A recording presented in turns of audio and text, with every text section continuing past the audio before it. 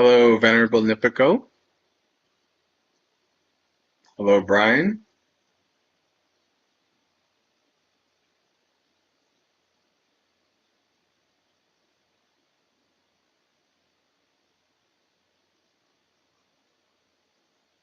How's audio, video, connection, all that?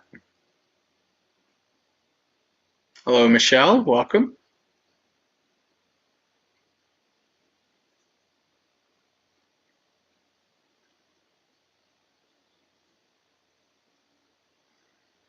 Pretty soon, for a couple weeks, my streaming is going to triple. A lot more work when I'm at empty cloud.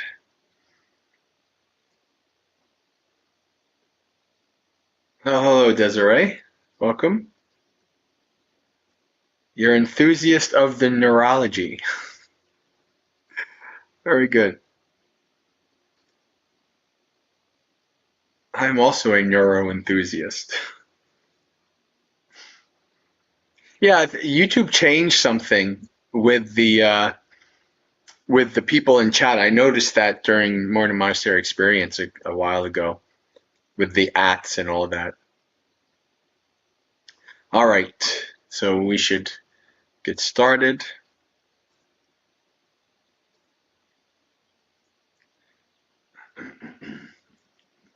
Okay.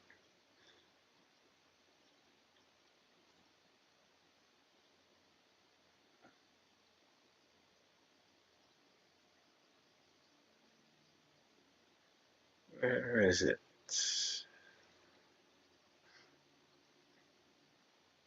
There we are.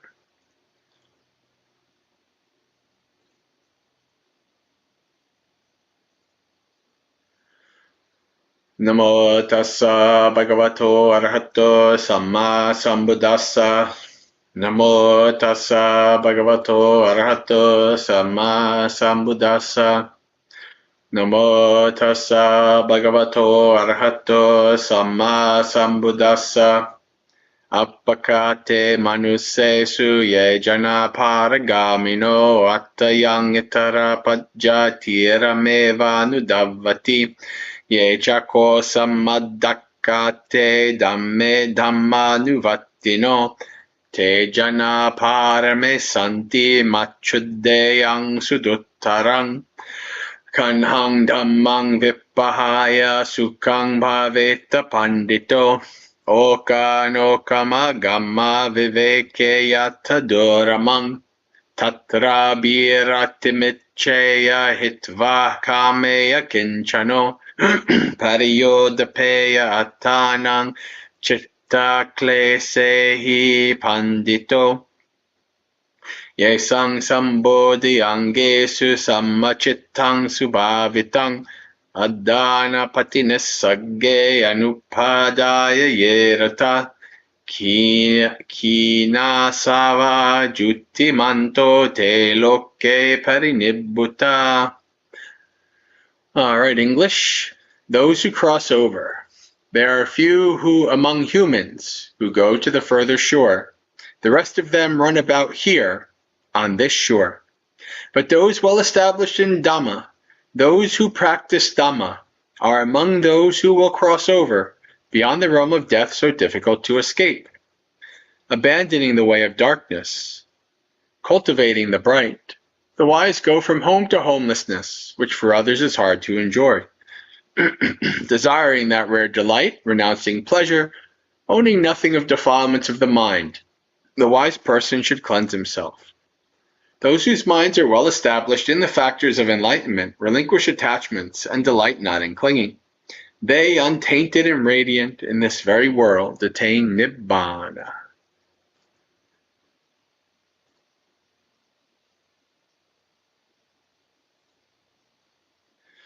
All right, friends, let's get into our guided meditation. Hello, Tom. Welcome. So set your body up in whatever comfortable and stable position works for you.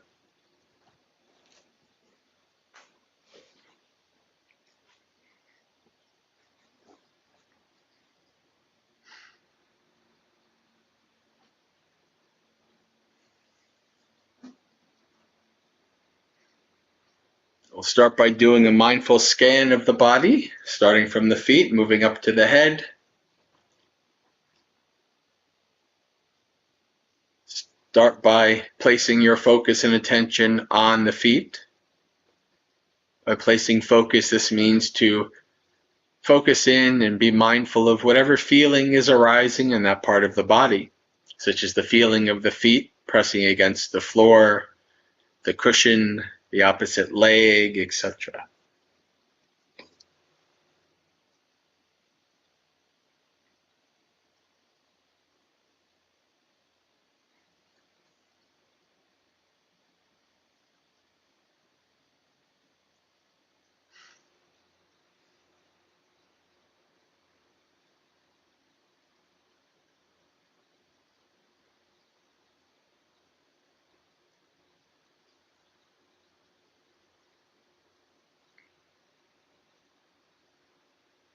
When you're ready, move in through the ankles, into the calves.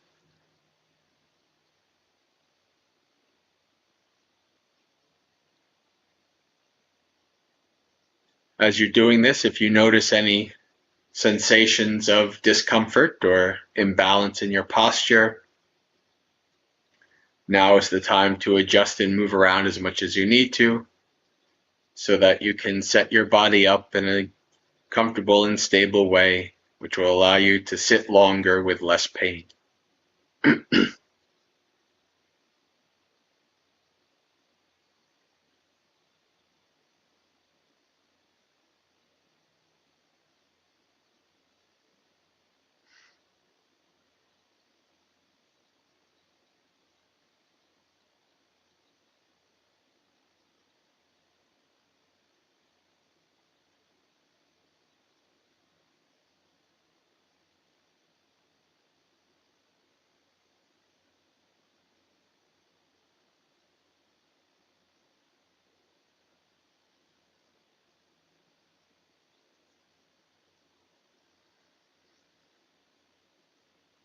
Move up through the knees, into the thighs.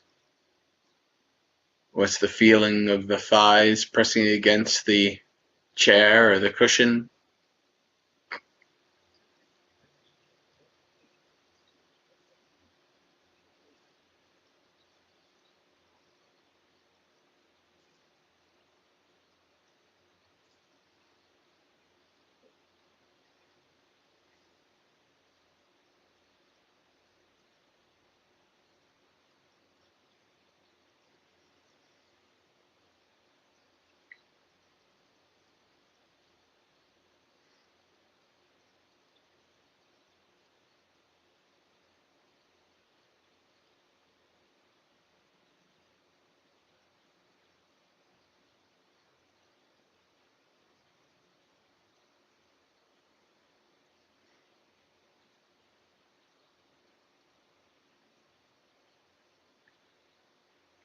And move up to the hips and pelvis.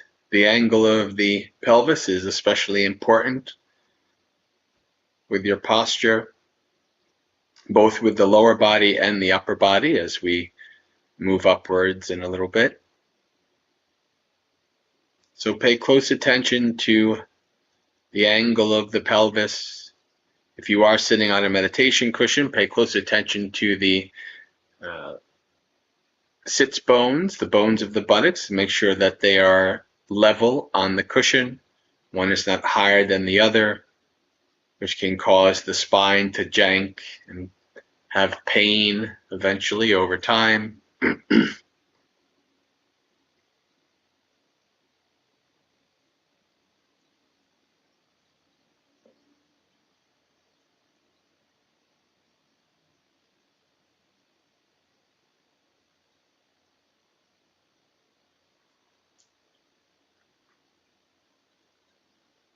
The more you do this practice, the more you'll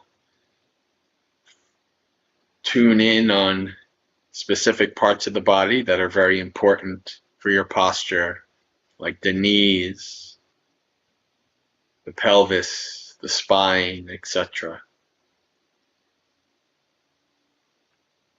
Then you'll be more easily able to adjust and understand what makes good posture and allows you to meditate for longer.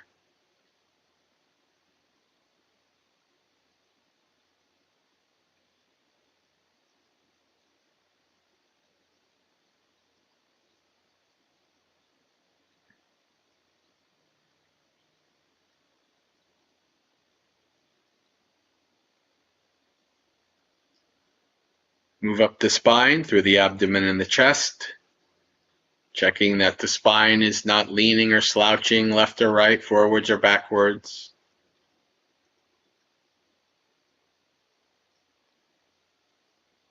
Nor that you are trying to force the spine to be very straight. Either of these can and will cause pain in the back over time, an imbalance in the posture, and perhaps even constriction of breathing.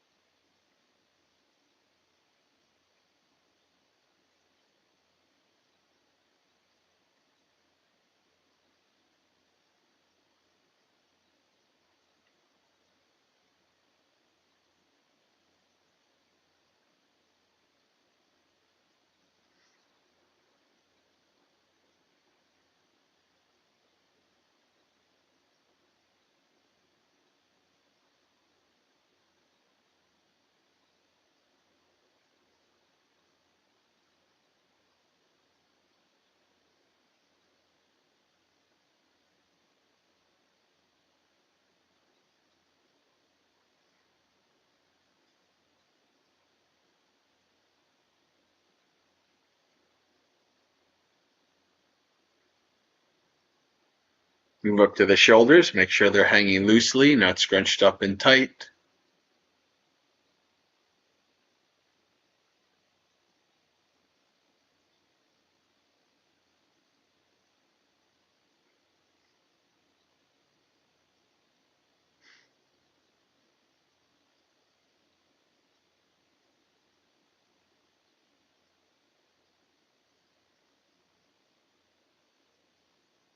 Down through to the elbows and hands, observing how the position of the elbows and hands also impacts your posture, especially your spine.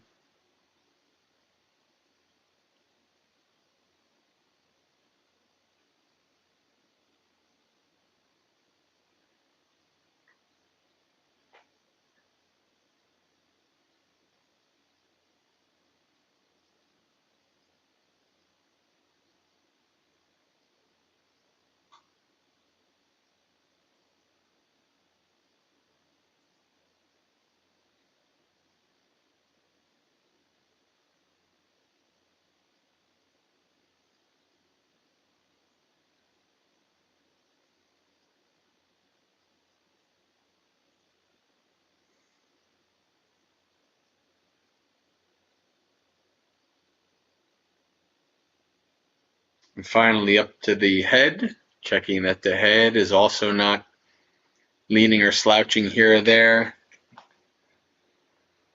Chin parallel to the floor.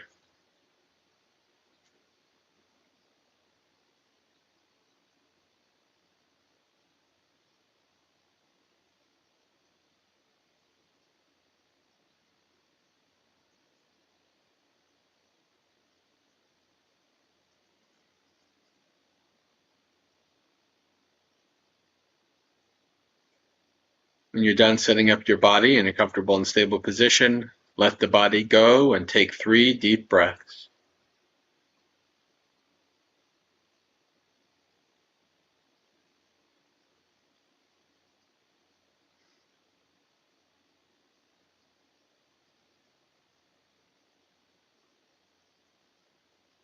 And then let the breath go. From here on in, try not to manipulate or control the breath in any way.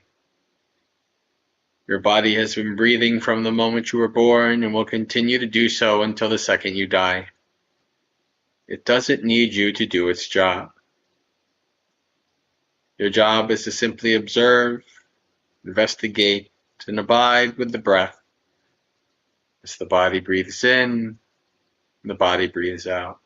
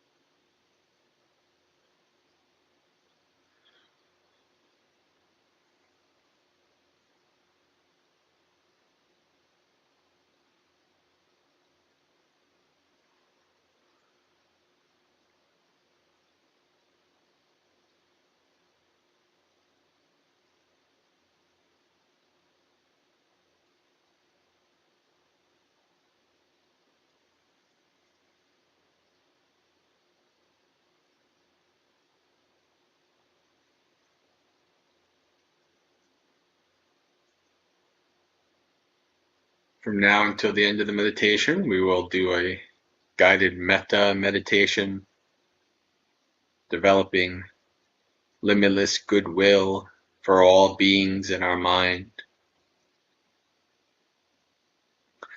The practice of metta often uses both words and visuals, but the words and visuals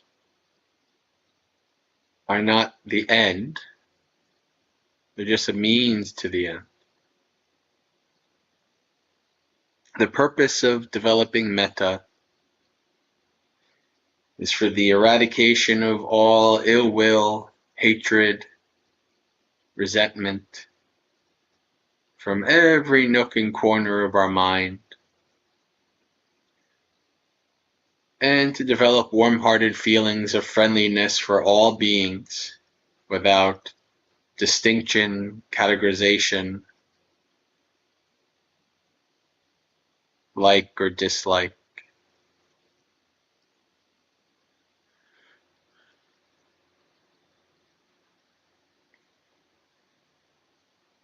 So we'll begin our metta practice with the person who you may have the most agitation towards, judgment towards, maybe even hatred of. That person is ourselves. We cannot hope to spread limitless goodwill encompassing all beings in the samsaric state if we have none within us to give.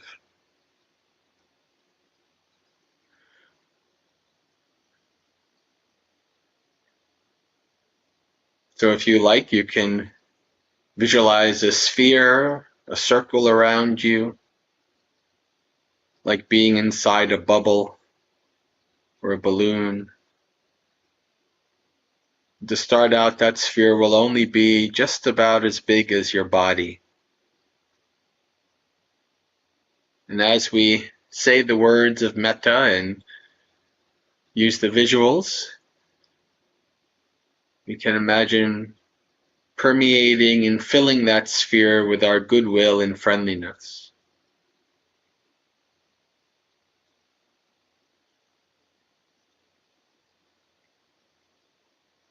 Repeat the words after me silently in your mind.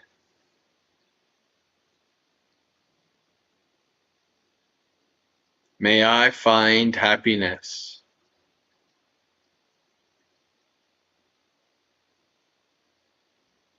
May I find peace.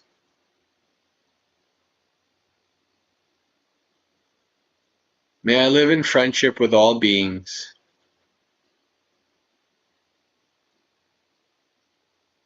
May I find release from suffering.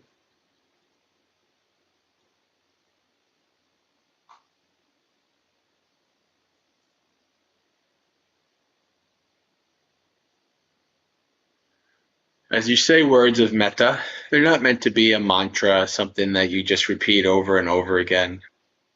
Whenever you say them, really try to say them with a meaning behind it, like you would be saying that to your close relative or best friend, someone you wish sincere good for.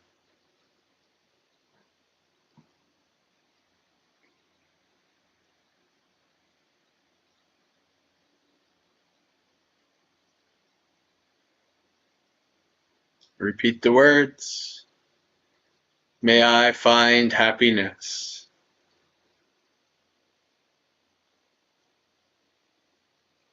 May I find peace.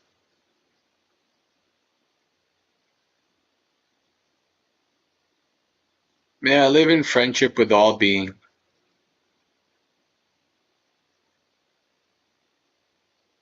May I find release from suffering. If you like, you can visualize yourself in front of you, like looking in the mirror. You can say the words to that visual.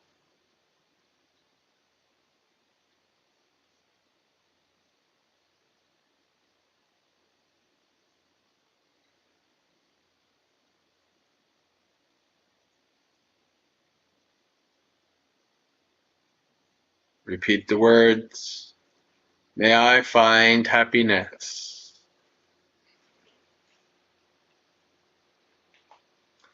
May I find peace. May I live in friendship with all beings. May I find release from suffering.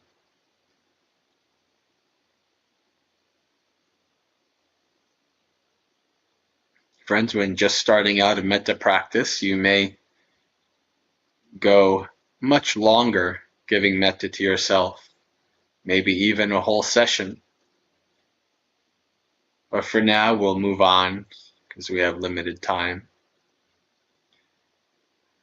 Visualize your sphere getting larger,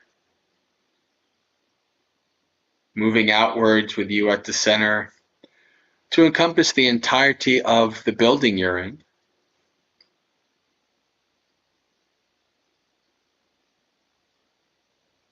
Repeat the words. May all of us in this building find happiness. May all of us find peace. May all of us live in friendship with each other. May all of us find release from suffering.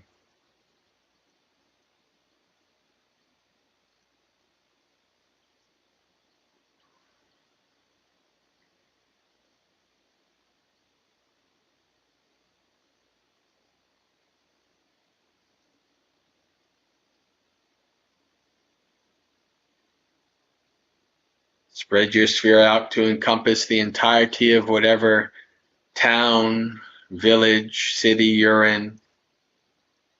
However many beings, human, animal, insect, seen and unseen beings, whatever beings there may be, fully encompassed and pervaded by your sphere of goodwill and friendliness.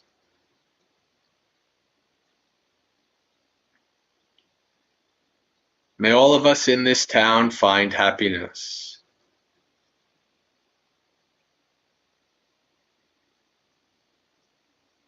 May all of us find peace.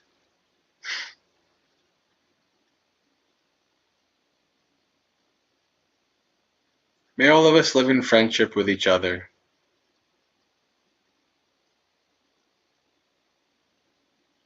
May all of us find release from suffering.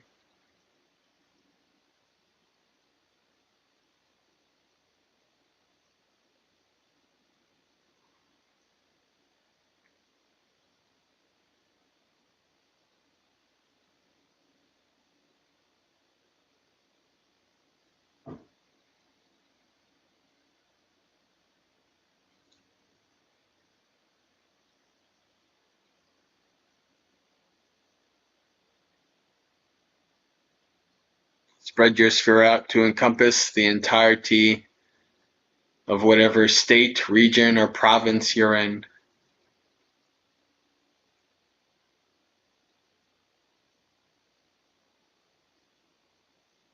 Encompassing all living creatures in your sphere of goodwill.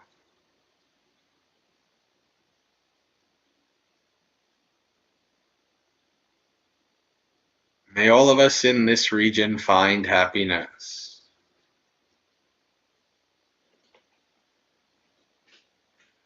May all of us find peace.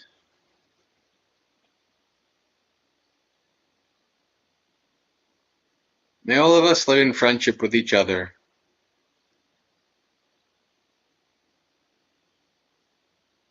May all of us find release from suffering.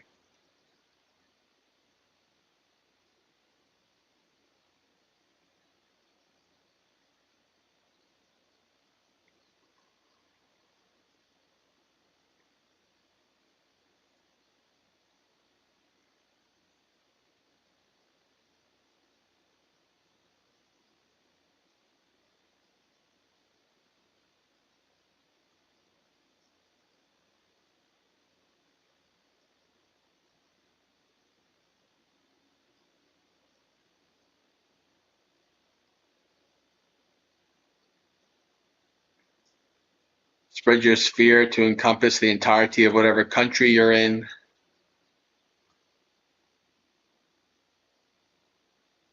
Maybe many, many, many millions of humans, animals, insects, seen and unseen beings.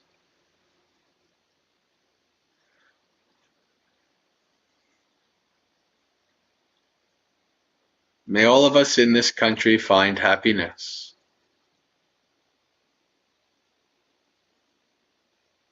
May all of us find peace.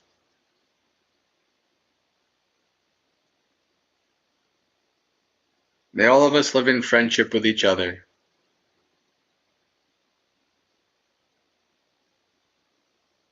May all of us find release from suffering.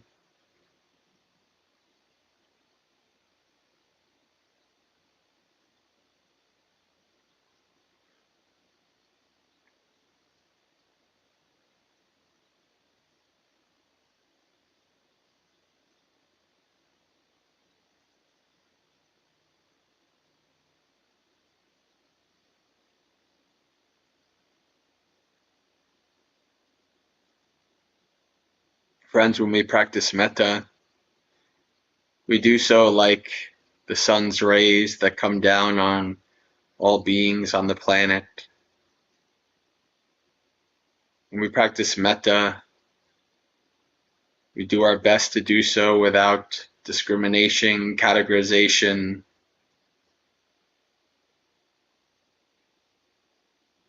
like or dislike. We practice metta, things like sex, gender, race, ethnicity, political party, religious affiliation, sports team affiliation, all the ways we categorize and separate ourselves into camps. All of these do not matter. Metta destroys all barriers. It is apamana, limitless, and mahagada, exalted and expansive.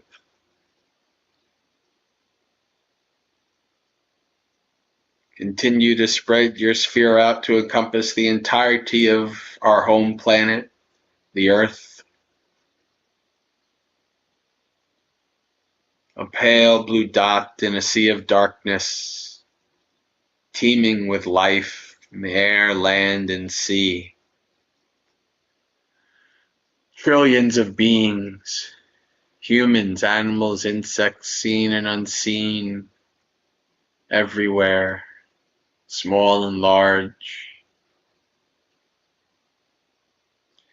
Encompass the entirety of this planet and all its beings in your sphere of goodwill and friendliness.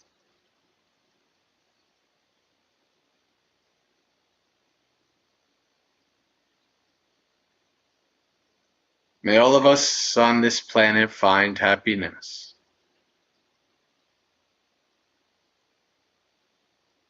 May all of us find peace. May all of us live in friendship with each other.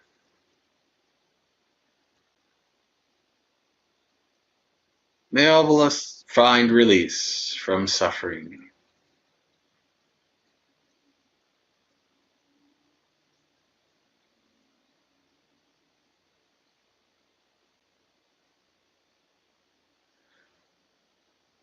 We're not done yet, friends. Continue to spread your sphere out into the cosmos, becoming ever larger, encompassing the entirety of the Milky Way galaxy, our home. Hundreds of billions of stars and planets. Who knows how many beings and where? Completely encompass our galaxy in your sphere of goodwill and friendliness.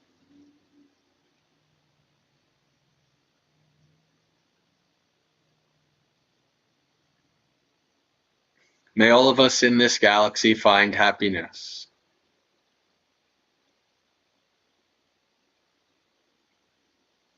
May all of us find peace.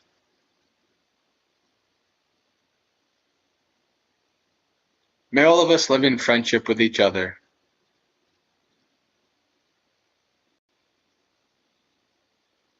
May all of us find release from suffering.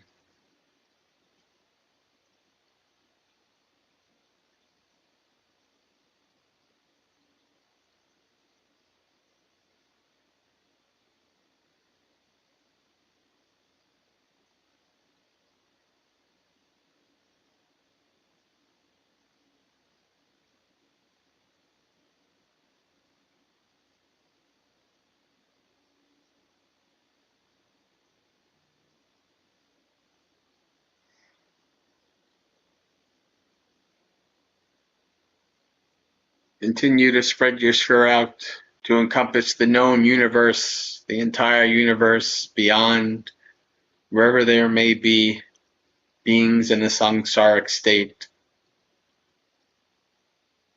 other universes, dimensions, we don't know what's out there. But we keep sending and spreading our sphere of metta out into infinity, encompassing all siblings in suffering, all beings in the samsaric state.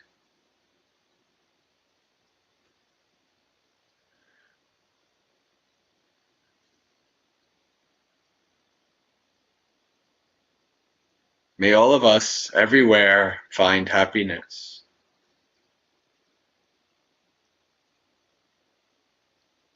May all of us find peace.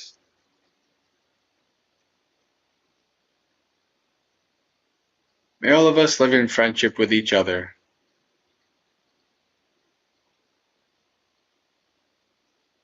May all of us find release from suffering.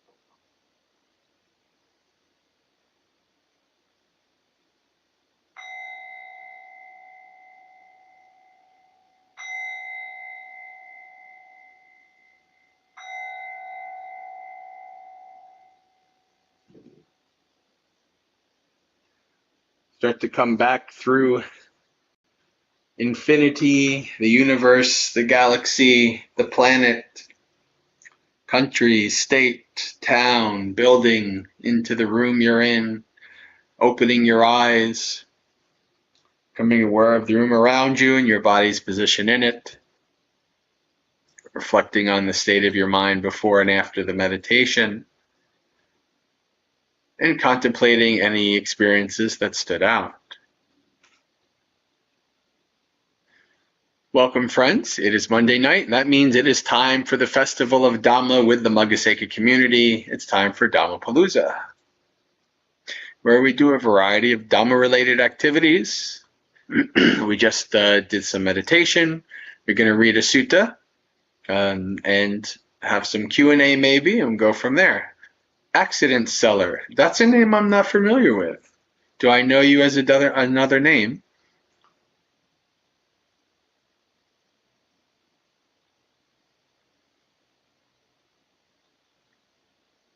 Welcome, Rick. Always good to have you with us, Rick. And Shay? Karuna, welcome.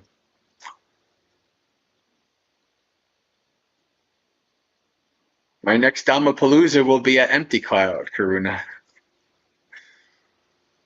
Hello, Dee. Welcome.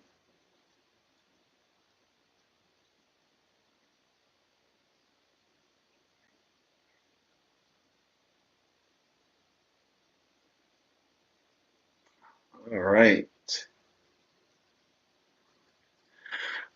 Let's share screen.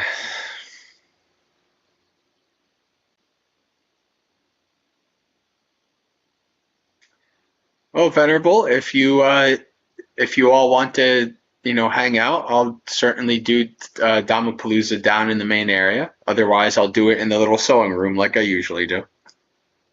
Whatever works. All right.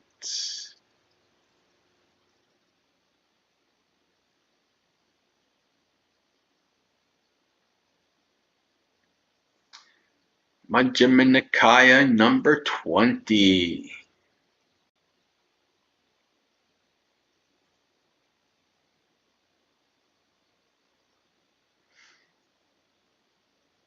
How to stop thinking.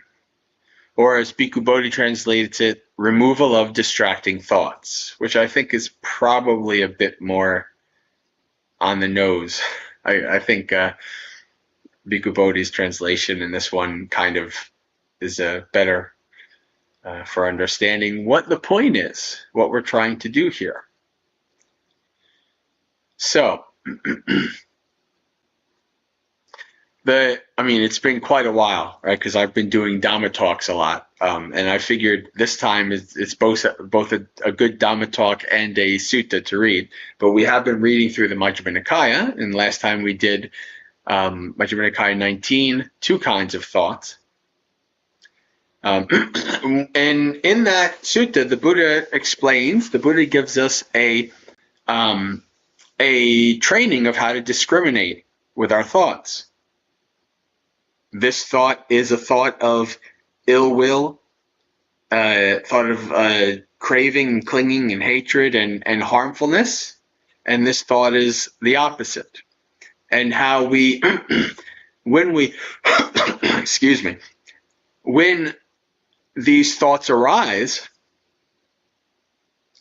almost all the time, like 90% of the time, just acknowledging them, just recognizing them, is enough for them to lose their power and they go away. And for that 10% or so that don't go away just from recognition, the Buddha gave us this sutta right after. Right, this is the next sutta right after the two kinds of thoughts. Number 19, we have removal of distracting thoughts, or how to stop thinking, on Majjhima Nikaya number 20.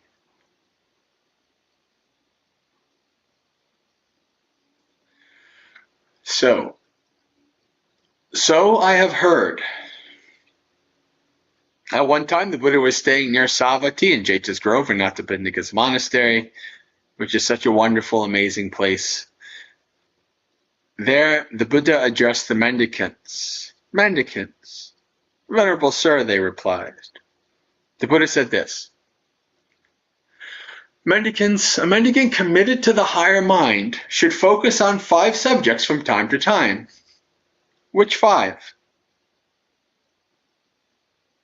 Take a mendicant who is focusing on some subject that gives rise to bad, unskillful thoughts connected with desire, hatred, and delusion. Or greed, hatred, and delusion. This is Lobha, Dosa, Moha, the 3 unskillful roots. That mendicant should focus on some other subject connected with the skillful. As they do so, those bad thoughts are given up and come to an end. Their mind becomes stilled internally. It settles, unifies, and becomes immersed in samadhi. It's like a deft mason or their apprentice who knock out or extract a large peg with a finer peg. In the same way, a mendicant should focus on some other basis of meditation connected with the skillful. So the idea here is that you are replacing, just like the simile the Buddha gives is showing exactly what the idea is. You have that peg. That peg is that unskillful thought. And you want to replace the peg. You can see like videos of this, how they put one peg at the other and you just hammer, and that hammer is both, the new peg goes in and the old peg comes out. So this is the idea here, that you are essentially trying to focus on, if your mind is focusing on unskillfulness, you try to focus your mind on something skillful. You're replacing the one peg with the other. So that's the first of 5. Hello, Ryan. Welcome. And if you do have any questions, feel free to put them in the chat. I do check the chat, every once in a while as I'm reading a sutta. So.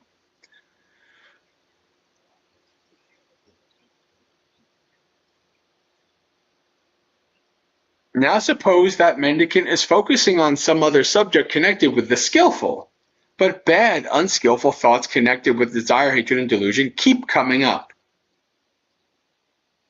So now the person is focusing on the skillful. The first one, they were kind of not. They were unmindful. Maybe their mind was just enraptured by something.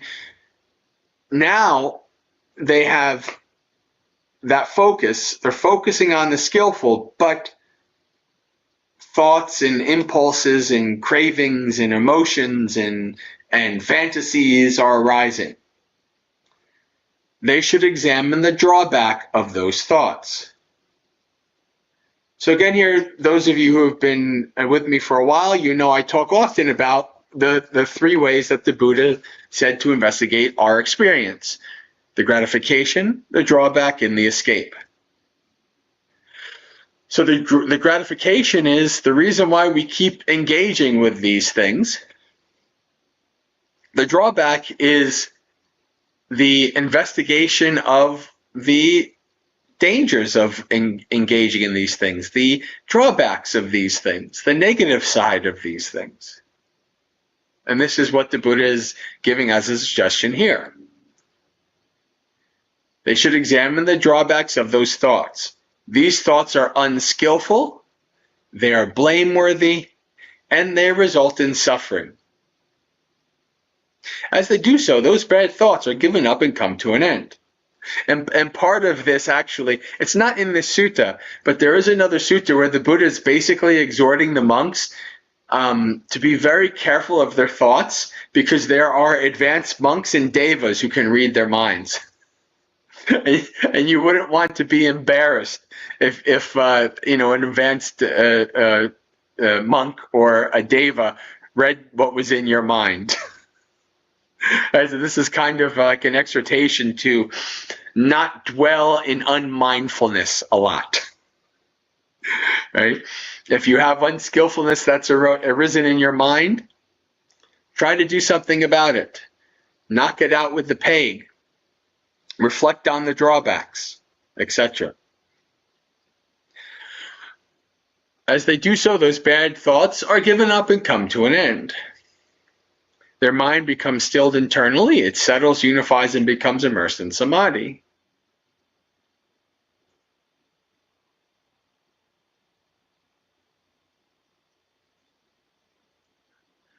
Suppose there was a woman or man who was young, youthful, and fond of adornments. If the carcasses of a snake or a dog or a human were hung around their neck, they'd be horrified, repelled, and disgusted. In the same way, a mendicant should examine the drawbacks of those thoughts.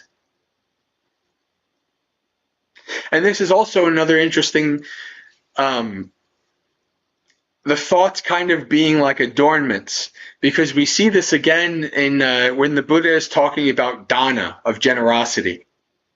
The Buddha is talking about the various reasons why someone might do something generous.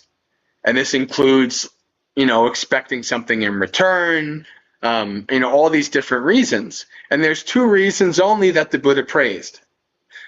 One, practicing generosity because giving is good, and two, because it adorns the mind. Right? Because giving and generosity is like adorning the mind, right? Instead of putting a snake around, you're putting, wonderful things. Your mind is being adorned, festooned, like a Christmas tree or something, with all the goodness, all the generosity. Right? So we have this idea, these thoughts of like, what do you want your mind to be? Do you want it to be look like a Halloween horror show, or a beautiful, festoon light show? I don't know.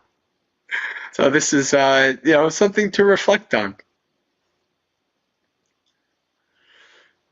In the same way, a mendicant should examine the drawbacks of those thoughts. Now suppose that mendicant is examining the drawbacks of those thoughts, but bad, unskillful thoughts connected with desire, hate, and delusion keep coming up.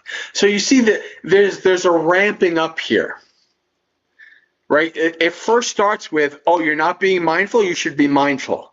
You should replace, be mindful. And then when you're mindful, then these things still arise, and then you do this. And then, so it's a ramping up. It's a, do this, that doesn't work, do this, do this, do this, do this. And so but bad, unskillful thoughts connected with desire and hatred and delusion keep coming up. They should try to forget and ignore them. As they do so, those bad thoughts are given up and come to an end. Their mind becomes stilled internally, it settles, unifies, and becomes immersed in samadhi. Suppose there was a person with clear eyes and some undesirable sights came into their range of vision. They just close their eyes and look away. In the same way, a mendicant, when these thoughts arise, you ignore them, and they're given up and come to an end. So we have simply trying to ignore, avoid, not focus on them, not giving them any energy, not giving them any attention, etc. Right?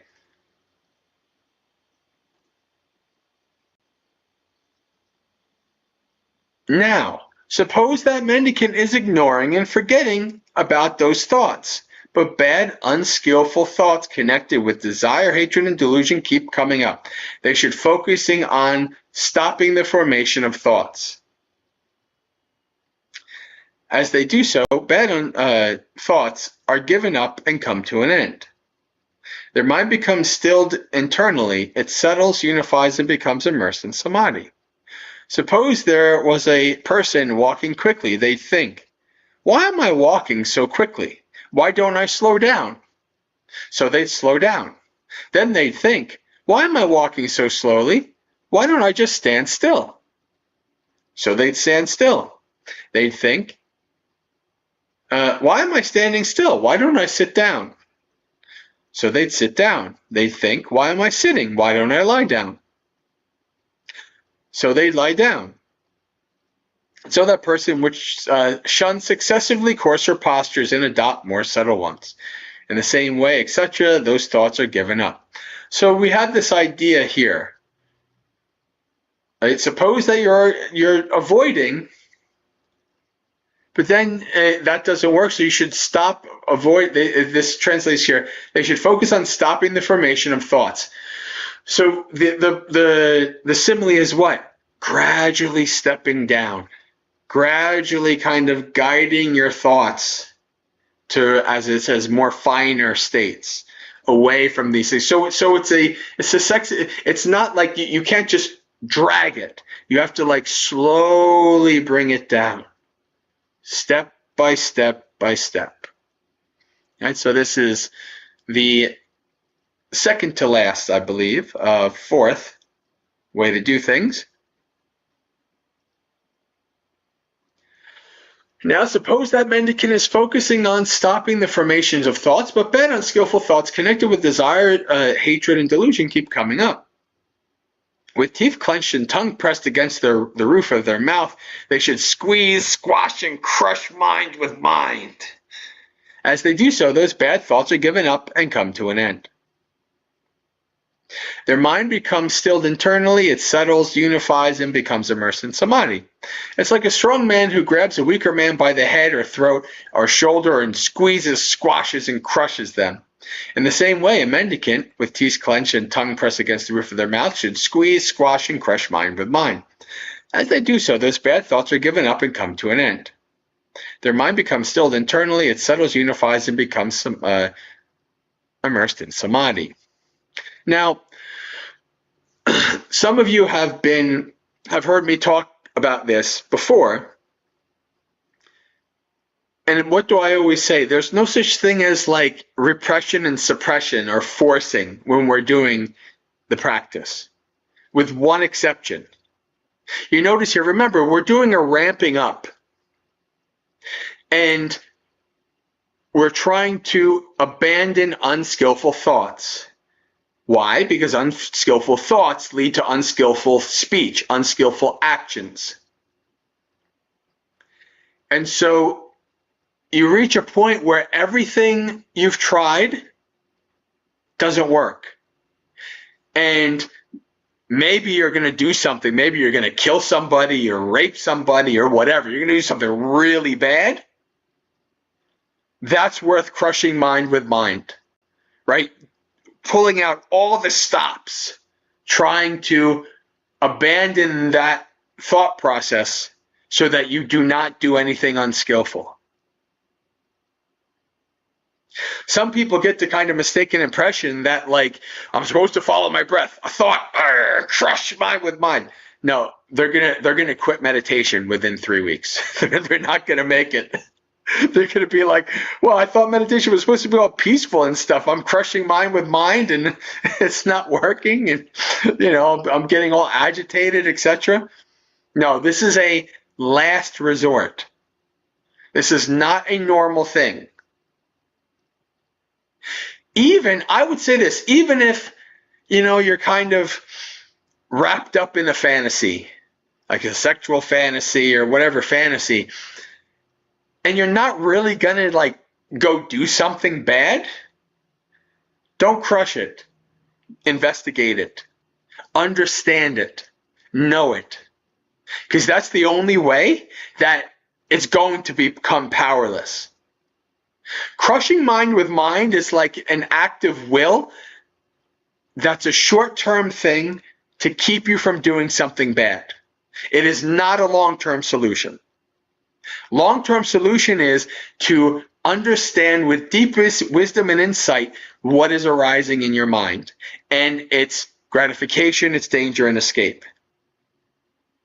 So crush mind with mind is a valid tactic, but it's only should be used very sparingly in serious situations. Otherwise, whatever is arising, if you're trying to follow your breath and you keep getting distracted, good. That's your object of meditation. Why are these keeping arising? What's going on? Let me see deeply. Let me understand. And then you understand. Oh, this is arising. And then years later, you say, this silly thing is arising. It's weak. It's been gutted. I've been starving it for so many years, it has no power over me. Let it go as it came. You don't even have to come close to crushing mind with mind. So it's a valid strategy, but should be only used very sparingly. It is not what people have this mistaken identity, this mistaken view that they are supposed to be mastering and controlling and crushing the mind. Try it. See how that works. The mind will win. You will lose. You will lose horribly, and you will quit. Right? That's not how it works. It's like that meme. That's the Lord of the Rings, where they go to the king who's possessed and he's like, you have no power here. It's like you're like a newbie and you're trying to crush mind with mind, and your mind and Mara are just like laughing at you. You have no power here. Who do you think you are? You won't win. You have to defeat them with wisdom and insight. With wisdom and insight, they'll become powerless. Their power will be diminished and destroyed. So just keep that in mind. All right.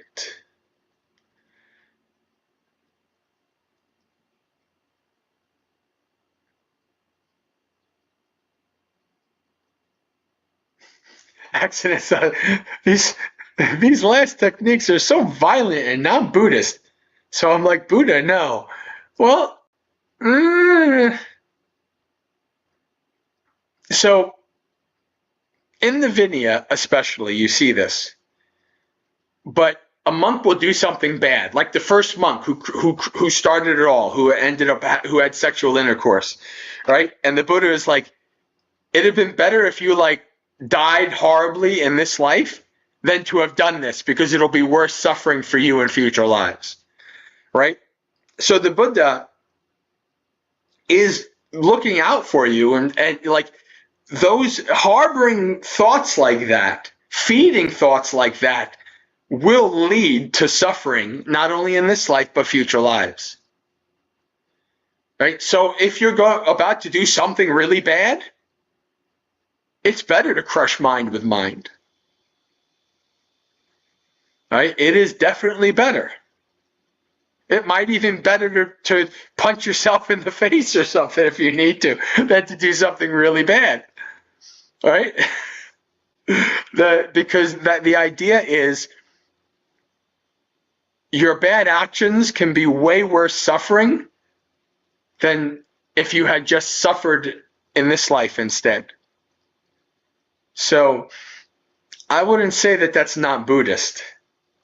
I would say that that's a misconception that a lot of Westerners have. All right. Brian says,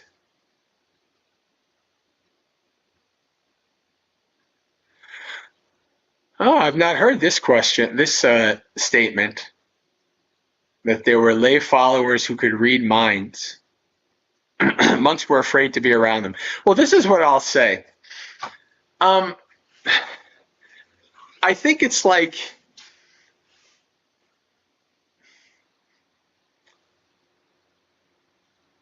I think it's kind of a valid thought to have, to be embarrassed about these things. But on the other hand, if somebody is advanced enough that they can read your mind, they know the mind well enough that they would not be surprised what they see in your mind. If anything, they would have great compassion. Oh yeah, I know that. Been there. They're being stupid. Been there myself, got the t-shirt many times. And I see that because I believe that because I can't read minds. But I already understand, I understand my mind enough and the stupidity of my mind enough that I don't think I could really be too over judgmental of another person if I could read their mind. I'm like, oh yeah, I get it. So I don't know. It's like, on the other hand, I get the point of being embarrassed, but I also think that a person who's that advanced would not be extremely judgmental. They might need, maybe they will be like, oh, this person needs a swift kick in the butt a little bit, and they might come at you like an Ajahn Chah move or something like that, or an Ajahn Mun move, out of compassion, just like a swift, kind of a thing. But, I don't think that they would really, especially if they know that you're sincerely trying, and you're sincerely practicing. I don't think that, that they would be too, look down on you too much.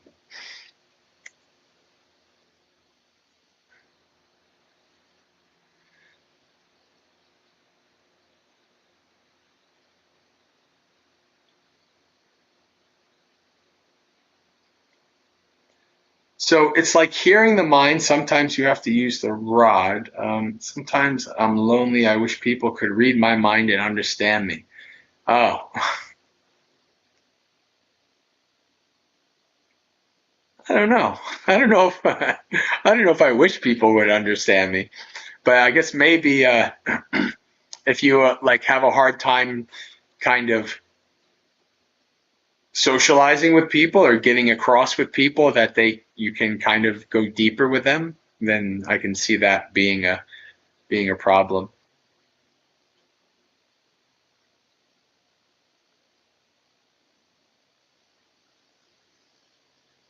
Aya Suvijana said that she had loud rock music in her head when she was on a retreat as a layperson, and a monastic glared at her. I mean, who knows what was in that monastic's mind? Like I said, maybe he was just kind of using it. I don't think I could do that. I think I would, like, if that happened to me, if I was doing a retreat and and I read somebody's mind and had their rock music, I'd probably look at them and be like, just something like that, and then it'd be like, I don't know. It seems a little bit more lighthearted than be like.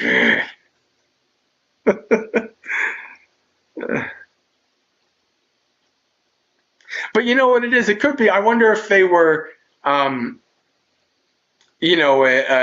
Asian monk, because there is that whole thing of like, like the Asian monks kind of have to be a little bit tougher on the Asian people who are kind of more little jovial and lighthearted, and that doesn't work with Westerners because they're already so down on themselves.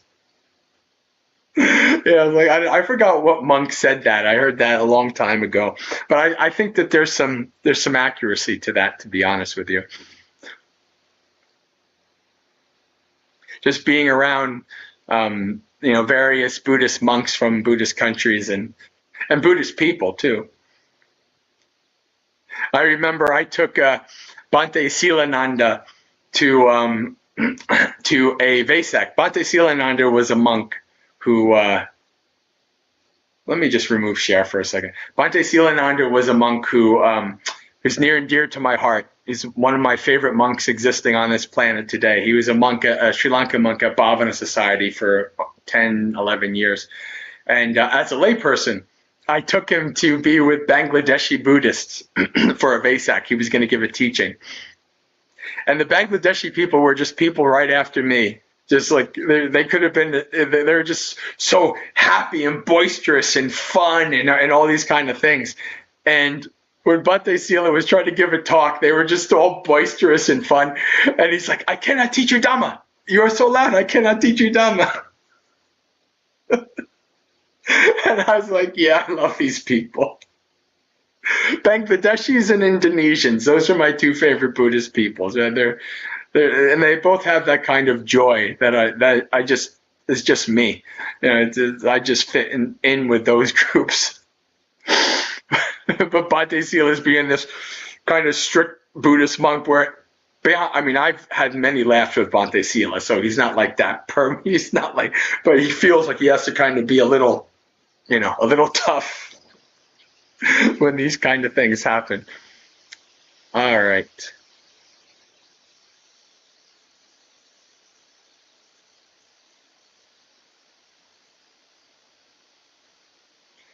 Are these methods for beginners, or does one need meditation practice over time to do these successfully? Can I start these right away as a beginner? What I would do is I would start Majjhima Nikaya number 19. That's a perfect beginner practice. And I would, as you're over time practicing, try the different suggestions in the sutta. Try replacing, see how that works. Knock the peg out. Try ignoring. Right? Try focusing. These kind of things. Try those things. They're not really advanced techniques per se. But it can be a lot to think about if you're brand new, trying to follow your breath. Oh, should I do this? Should I do that? It can be a lot to think about. So don't try to go into your meditation with all these, I'm going to do this when this happens. You know what I mean? Just try to see, kind of allow what comes up to come up. You'll remember, oh, let me try replacing. That kind of thing.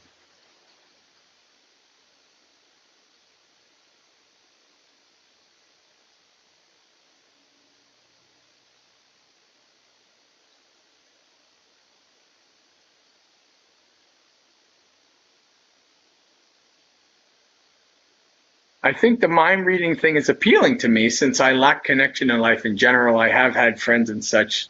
So some reading my mind is a big connection. Okay, I got you when you were responding. Yeah.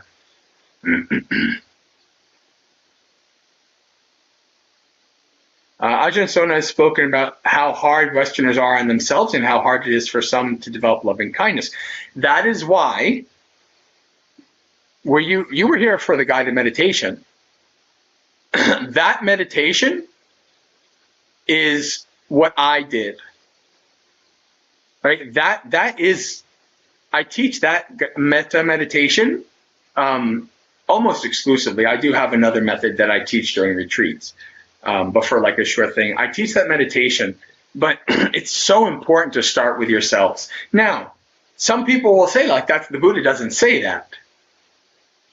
And I kind of agree. It's definitely kind of not in the suttas per se. It's not explicitly in the suttas. I've actually kind of thought about an article that I was going to write, how maybe not explicitly but implicitly metta for yourself is part of metta. So there's nothing wrong, and especially for Westerners, especially if somebody who's really down on themselves or really self-critical, self-judgmental, yes, metta for yourself. That's why during the metta meditation, I said, in the beginning, you might just like 40 minutes of just metta for yourself. Maybe that's what you need. I have done that. Even now, like if I get into like modes of like where I'm just so kind of negative and down, it doesn't happen that often, but when it does, my meditation sitting down will just be like a half hour of metta for myself. Just giving myself metta. That's it. Right? No, nothing wrong with that. That's very good. I'm living proof of the power of how that can change a mind. So some of you are new, so maybe you haven't heard this, but I was an extremely negative, extremely judgmental and critical person towards myself. And likewise towards all beings in existence. I like to say always that I was one of those people you hear today, like especially these like really like hardcore environmental people, and they'll be like all like human beings are a virus on the planet and it's better if they were all dead. Like I was one of those people. I was definitely one of those, not necessarily because of environmentalism, but because I just hated people, because I hated myself.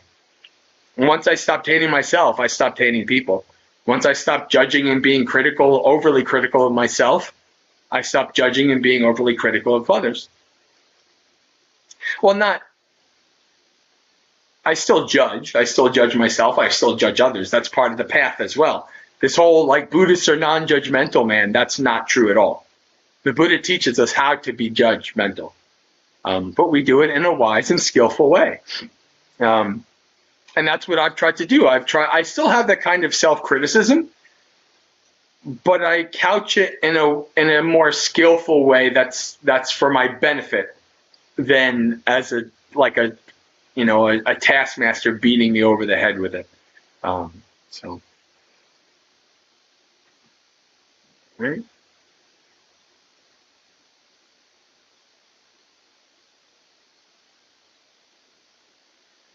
On our Theravada, oh, you're quoting me Reddit? No, I'm kidding. Actually, our Theravada is much, much better than our Buddhism. Our Theravada, a lot of the active people are pretty serious, good practitioners. So they usually make good responses in our Theravada. So I'm not going to complain about our Theravada. We must sit upright for anapanasati. Well, the Buddha says it. The Buddha literally kind of tells you, sit, legs, back erect, etc. And that posture is important because it allows for unrestricted breathing. It allows for comfortable sitting, etc. So, I mean, it is technically accurate, yes. I mean, you could also sit in a chair. You could even, you can't really stand per se to do anapanasati. To a certain degree, to a lower degree you can, I would say. But to go like deep, when you're trying to get into jhanas and things like that, then no.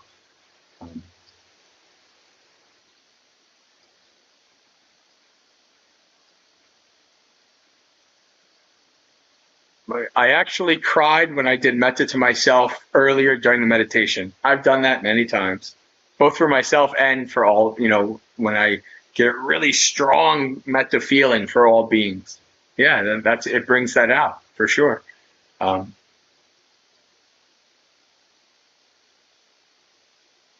friends, practice metta for yourself. Be a part of this community. You can join us on our Discord if you like. You can send me an email and I'll send you a Discord link.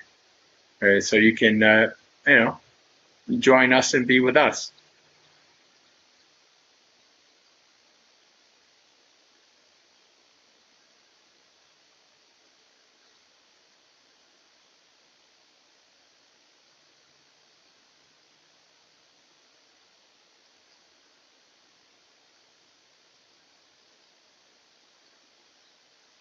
Oh boy, there's lots of chatting. We didn't even finish the sutta. I'm actually honestly quite happy that the chat in Dhammapalooza is becoming active again. Because to be honest with you, when it's not active, my energy starts to just fall apart. And I'm like, I think we're good. Let's good night. But this is I'm happy to see you all engaging with each other and engaging with me in the chat. So.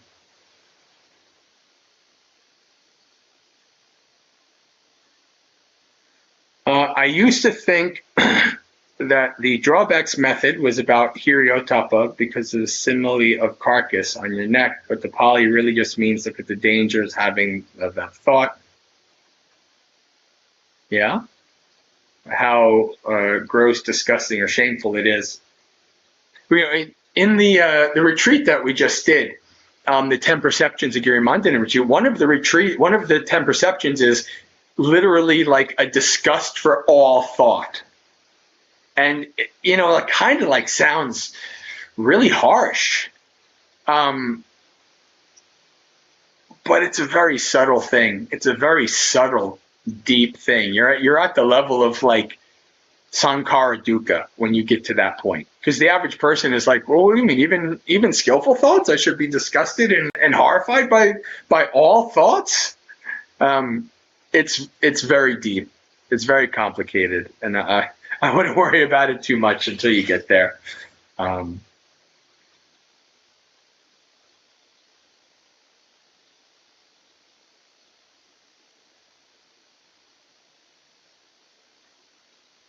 Oh boy, our Buddhist replies are often like, well, that's what I think anyways. Yes, this is true.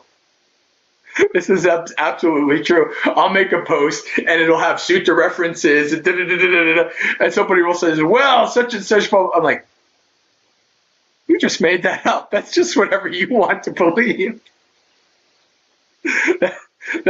That's definitely our Buddhism, for sure. Oh boy.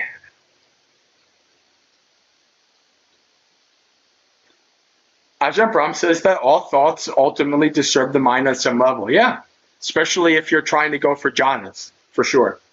This is true. Yeah.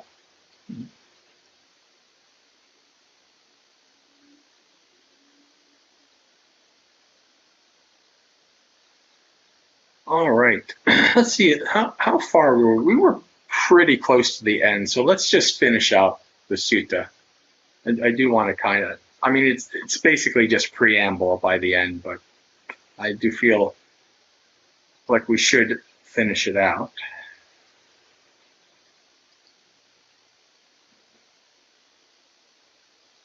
Oh, I never stopped sharing. There we go. Boomer moment. All right. And as they do so, bad thoughts are given up and come to an end. Their mind becomes stilled internally, it settles, unifies, and becomes immersed in samadhi. Now take the mendicant who is focusing on some subject that gives rise to bad and skillful thoughts connected with desire, hate, and delusion. They focus on some other subject connected with the skillful. They examine the drawbacks of those thoughts. They try to forget and ignore about those thoughts. They focus on stopping the formations of those thoughts, or they crush mind with mind. Their mind becomes stilled internally, it settles, unifies, and becomes immersed in samadhi. This is called the mendicant who is a master of the ways of thought. They will think what they want to think, and they won't think what they don't want to think. They've cut off craving, cast off the fetters, and by rightly comprehending conceit, they have made an end of suffering. That is what the Buddha said. Satisfied, the mendicant approved of what the Buddha said. Sadhu.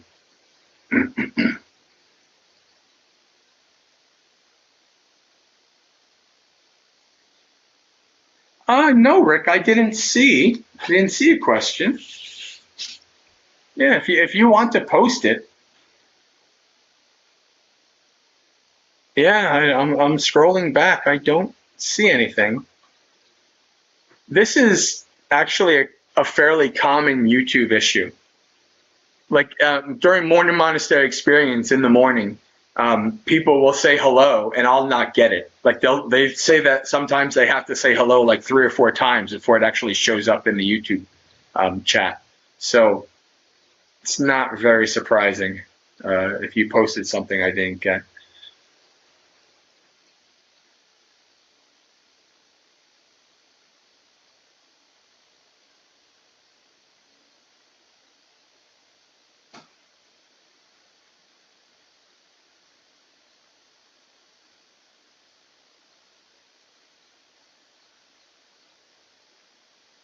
Michelle says, yep, because she's experienced that during the morning stream.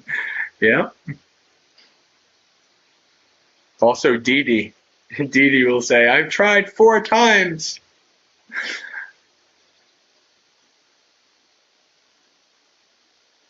It's YouTube being YouTube.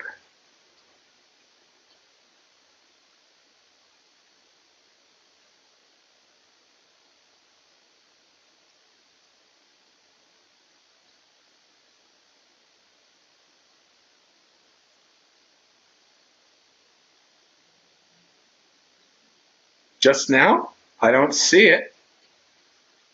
I see, thank you, YouTube may have deleted it, and then I reposted the question.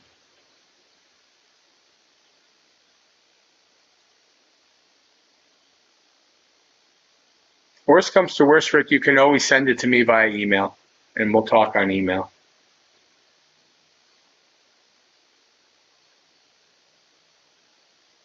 YouTube's restricted setting blocks Dhammapalooza? What? Can you explain that, Tom?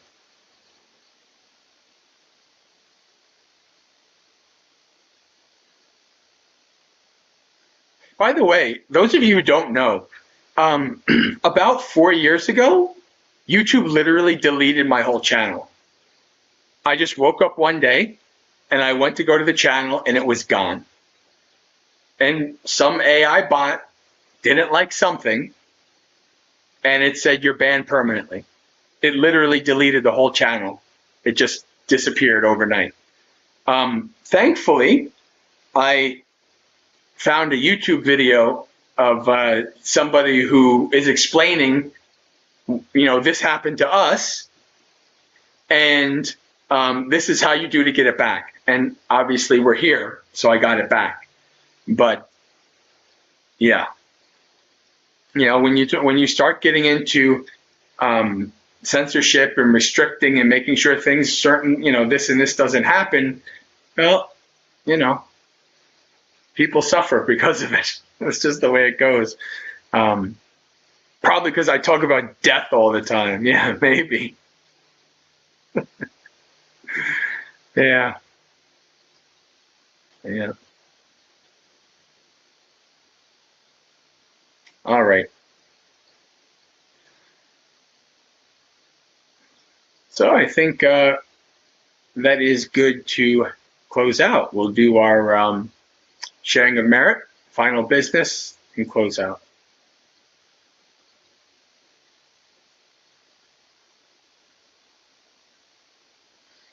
All right, friends, for those of you who are joining, don't get me started on AI. For those of you who have joined this channel or this stream for the first time and are interested in finding more about me and the up-and-coming Buddhist organization, although technically the Buddhist organization actually does exist, and I was on the 501c3 page just today looking at going over some things. So it just might be that by the end of the week we have 501c3 submitted. It might take 3 or 4 weeks to go through, but this is where we're at. So maybe I don't say aspiring anymore, but yeah. So if you want to learn more about myself, Bhante Jayasara, and the organization Maggaseka, you can go to the website on the screen, maggaseka.org, MAGGASEKHA.org, and find out more information there.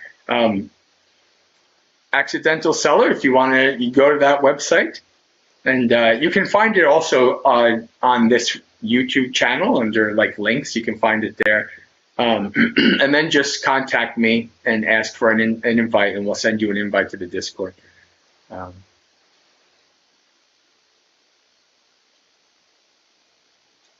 right.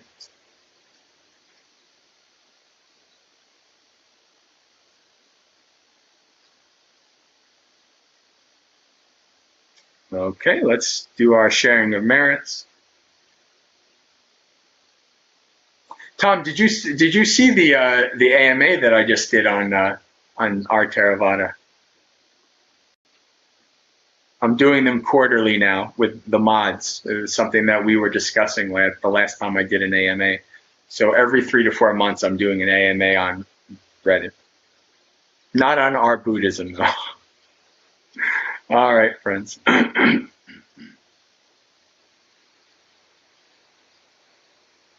Share screen. Oh, gotta open it.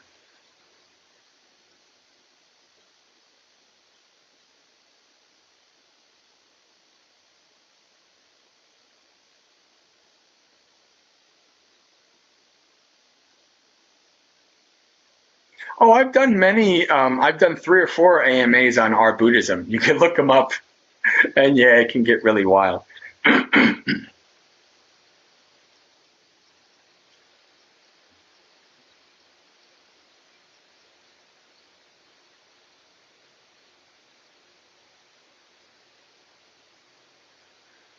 Dukkha patta chani dukkha, bhaya patta chani bhaya, soka patta chani soka, huntu sabbe pipanino, etavata cha mehi sampatang punya sampatang, sabbe deva anumodantu sabba sampati siddhya, akasata chabumata deva naga mahidika punyang tang anumoditva, charang rakantu sasanang.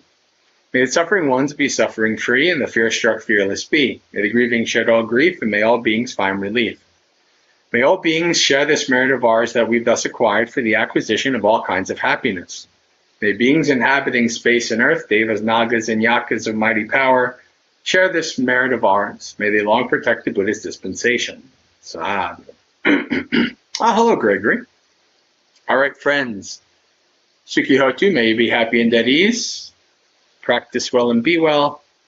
And may you have a spiritually successful and peaceful practice until we meet again, which could be tomorrow morning, 8 a.m. New York time for Morning Monastery Experience, which you could also catch not live if you wanted to. Or it could be next Saturday for Insight Timer session, or next Sunday for, I think, okay, I'm going to be, okay. Next Sunday I should be doing the Sutta Monday, the Sutta reading on the Discord with the community, where we have bhikkhus and bhikkhunis and lay women and laymen, the fourfold assembly, come together to read suttas. Or if I'm alive next Monday night, we'll be back for another Dhammapalooza. So friends, have a good week.